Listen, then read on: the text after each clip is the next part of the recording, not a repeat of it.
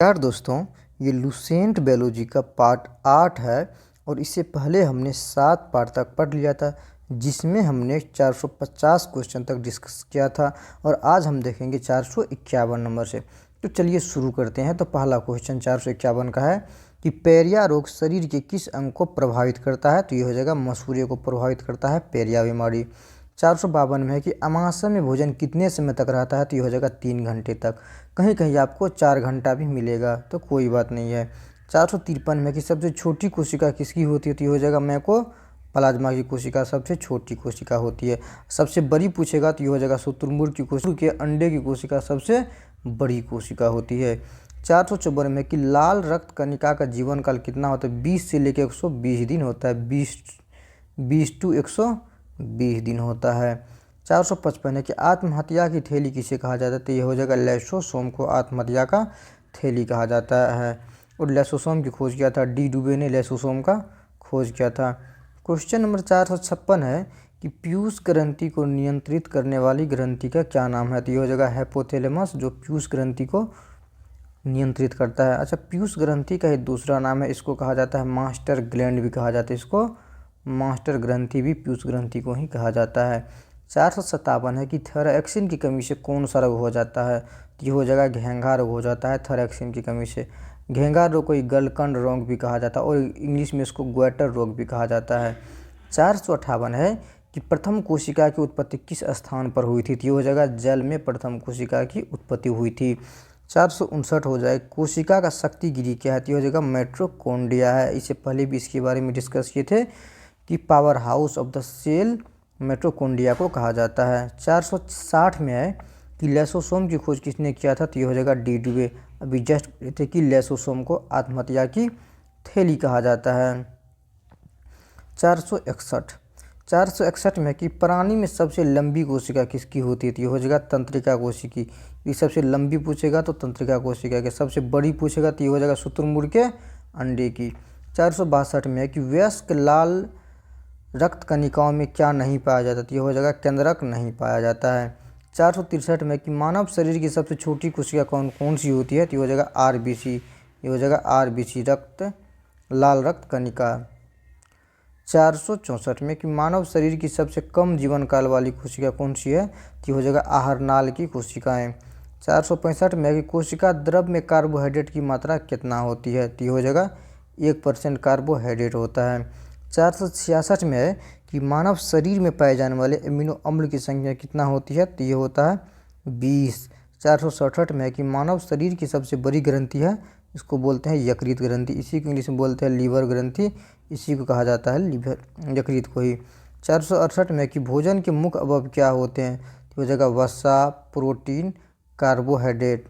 469 में है कि मनुष्य में 1 मिनट में श्वसन दर कितनी होती है। तो हो जाएगा 12 से लेके 18 बार। एनसीईआरटी में ये लिखा हुआ है 16 टू 18 बार। 470 में कि बिच्छू में श्वसन अंग कौन सा हो जाएगा पुष्ट फुसफुस हो जाएगा।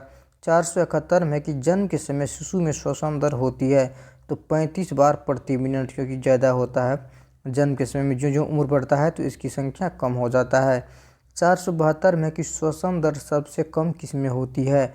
तो ये हो जाएगा सोते समय, क्योंकि सोते समय बॉडी को कोई फिजिकल एक्सरसाइज उतना खास नहीं करना पड़ता है, क्योंकि वह बॉडी रेस्ट में रहता है। 473 में है कि हृदय की स्पंदन की जांच करने की प्रक्रिया कही जाती है। ये हो जाएगा ईसीजी इलेक्ट्रोइंसेफलोग्राफ। हृदय की स्पंदन, ये ईसीजी इलेक्ट्रोकार्डियोग्राफ हो जाएगा। क्या हो जाएगा इलेक्ट्रोकार्डियोग्राफ। ये जो एक होता है मस्तिष्क के बारे में जांच करता है ईईजी, इसका होता है इलेक्ट्रोइंसेफलोग्राफ। 474 में कि रक्त होता है तो ये रक्त क्षारीय होता है, क्योंकि रक्त का पीएच कितना होता है 7.4 होता है ब्लड का पीएच मान। 475 में कि एस्फिग्मेनोमीटर से क्या मापा जाता है। तो ये हो जाएगा रक्तदाब। और सामान्य मनुष्य का जो रक्तदाब होता है 120/80 mm/Hg होता है। 476 में कि एंटीबॉडी का अभाव किस में होता है। तो रुधिर वर्ग ए और बी में क्या होता है, किसका अभाव होता है। तो एंटीबॉडी का अभाव होता है। 470 में बोलता है कि शरीर में रोग प्रतिरोधकता के लिए जिम्मेवार कौन होती है। तो ये जगह श्वेत रक्त कणिकाएं, जिसको WBC भी कहा जाता है, व्हाइट ब्लड सेल्स। 478 में WBC का कार्यकाल कितना होता है, ये हो जाएगा 2 से लेके 4 दिन, 2 से लेके 4 दिन।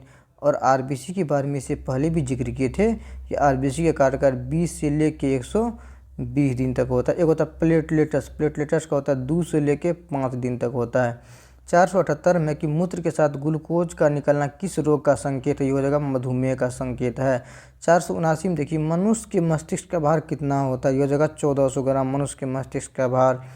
480 में है कि कुहनी की संधि होती है, जगह कोर संधि। यदि आपको वीडियो अच्छा लगेगा तो चैनल को सब्सक्राइब और लाइक शेयर भी कीजिएगा। 481 में है कि मानव शरीर की सबसे छोटी अस्थि है, तो ये हो जाएगा स्टेपस, कान में सबसे छोटी हड्डी कहाँ होती है, कान में होती है। 482 में है कि मानव शरीर की सबसे बड़ी अस्थि कौन सी है, तो ये जगह फीमर, जो कि कहाँ पाया जाता है, जांग में पाया जाता है फीमर। 483 में है कि मानव का मेरुदंड कितनी अस्थियों से मिलकर बना होता है, तो ये हो जाएगा 33। लेकिन जब अपना लोग बड़े हो जाते हैं ना तो ये हो जाएगा जुड़ के हो जाता है 26, तो एडल्ट में 26 होता है ना। और साथ ही साथ इस वीडियो के अलावा भी इस पे जो लूसेंट का बायोलॉजी है और इसका विविध का भी प्लेलिस्ट बनाया हुआ है, तो जाके विविध को एक एक करके समझिए। प्रत्येक टॉपिक के बारे में डिटेल दिया गया है, आपको वहाँ से बहुत ज़्यादा प्रॉफिट मिलेगा। साथ ही साथ इसमें कंप्यूटर का भी क्लास चल रहा है, तो उसको भी जाके देखिए। जो बिहार बेल्ट्रॉन SSC GD हो गया, बिहार SSC हो गया, रेलवे हो गया, इस सब के लिए इम्पोर्टेंट है। 484 में है कि स्तनी में BMR नियंत्रित करने का हार्मोन कौन सा है, ये हो जाएगा थायरॉक्सिन। 485 में है कि नारी विकास हार्मोन कौन सा होता है, ये जगह एस्ट्रोजन होता है, नारी विकास हार्मोन।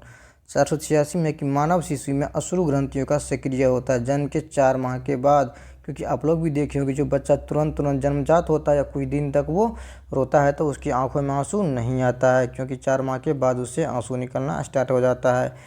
487 में है कि ट्रिपोनेसोमा से होने वाला रोग कौन सा, ये हो जाएगा निंद्रा रोग। ट्रिपोनेसोमा से होने वाला रोग कौन सा है, निंद्रा रोग हो जाएगा। 488 में है कि एबीज वर्ग का जंतु कौन सा, ये हो जाएगा उल्लू एबीज वर्ग का। अच्छा, एबीज का मतलब होता है ABES, एबीज का मतलब होता है क्या, पक्षी वर्ग। तो पक्षी वर्ग, तो उल्लू तो पक्षी वर्ग में आया जाएगा, तो एबी दे दिया ना तो आदमी जो है ना थोड़ा इसमें कन्फ्यूज आ जाता है, तो कन्फ्यूज आने का ज़रूरत नहीं है। तो एबीज का मतलब होता है पक्षी वर्ग, तो उल्लू, कबूतर, मोर और जितना भी है ना उड़ने वाला पक्षी, जितना भी पक्षी है ना वो सब एबीज में आ जाएगा। 489 है कि एनुलिडा जंतु होते हैं तो बेलनाकार, क्योंकि आपको पता है कि जोंक, केचुआ, नृत्य ये सब एनुलिडा में आता है। 490 में कि मछली की हृदय में विशेषता होती है, तो 2 कोष्ठीय हृदय होता है। अच्छा, मछली मेरा जलीय जीव है, तो जो भी जलीय जीव है ना उसमें मात्र 2 ही कोष्ठ होता है हृदय में। जो उभयचर होता है उसमें 3 होता है। अपना जो स्तनपायी होता है उसमें कितना होता है, तो 4 होता है ना। पक्षी में भी वैसे 4 ही होता है। एक एग्जाम्पल है, मतलब अपवाद है मगरमच्छ में कोष्ठ की संख्या 4 होता है। 491 में कि टिटनेस के लिए टीका कौन सा, ये जगह DPT, कौन सा, DPT। 492 में कि एक नवजात शिशु के जन्म के समय कितनी हड्डियाँ होती है, तो लगभग 300, कहीं कहीं पे आपको यहाँ पे साढ़े 350 भी मिल जाएगा। 493 में कि मलेरिया के उपचार में प्रयुक्त एंटीबायोटिक दवा कौन सा है, ये जगह क्लोरोक्विन, कौन सा हो जाएगा, क्लोरोक्विन हो जाएगा। 494 में है कि ऊँट के कुबर का निर्माण किस ऊतक से होता है, तो ये हो जाएगा वसम्य ऊतक से। पहले बच्चा में क्या कन्फ्यूजन था कि ऊँट का जो कुबर उगा हुआ होता है इसमें पानी भरा हुआ रहता है, परंतु ऐसा नहीं होता है, इसमें फैट होता है। क्या होता है, फैट होता है, वसा होता है। और जब कभी भी ऊँट को भोजन नहीं मिलता है तो इस वसा का प्रयोग करता है वो। 495, तो 495 में है कि स्तनधारियों के मूत्र में प्रमुख उत्सर्जी पदार्थ कौन सा होता है, तो ये हो जाएगा यूरिया हो जाएगा स्तनधारियों में। मनुष्य भी किस में आता है, मनुष्य भी स्तनधारियों में आता है। 496 में कि मानव शरीर की मास्टर ग्रंथि कौन सा है, तो ये हो जाएगा प्यूटरी ग्रंथि, इसी को मास्टर ग्रंथि कहा जाता है या पीयूष ग्रंथि इसी को हिंदी में कहा जाता है। 497 में कि मानव में अंडे का निषेचन कहाँ होता है, तो ये हो जाएगा फैलोपियन ट्यूब में। और फैलोपियन ट्यूब किस में होता है, ये हो जाएगा स्त्री में होता है फैलोपियन ट्यूब। 498 में कि मानव शरीर में उपस्थित जल की मात्रा है तो 70 से लेके 80% जल होता है, कहीं पे आपको मिलेगा 65 से 80%, एक ही बात हुआ। 499 में कि जनन अंगों के सही ढंग से कार्य करने में मदद हेतु कौन सा तत्व आवश्यक है, तो ये हो जाएगा मैग्नीज। और क्वेश्चन नंबर 5 जो है कि कोशिका की अनियंत्रित वृद्धि से होने वाला रोग कौन सा है, ये हो जाएगा कैंसर रोग हो जाएगा। तो यदि आपको वीडियो थोड़ा सा भी हेल्पफुल लगा, कुछ नॉलेज मिला, तो चैनल को सब्सक्राइब जरूर ही कीजिएगा और दूसरों से भी करवाइएगा। धन्यवाद, मिलते हैं अगली वीडियो में, तब तक के लिए जय हिंद।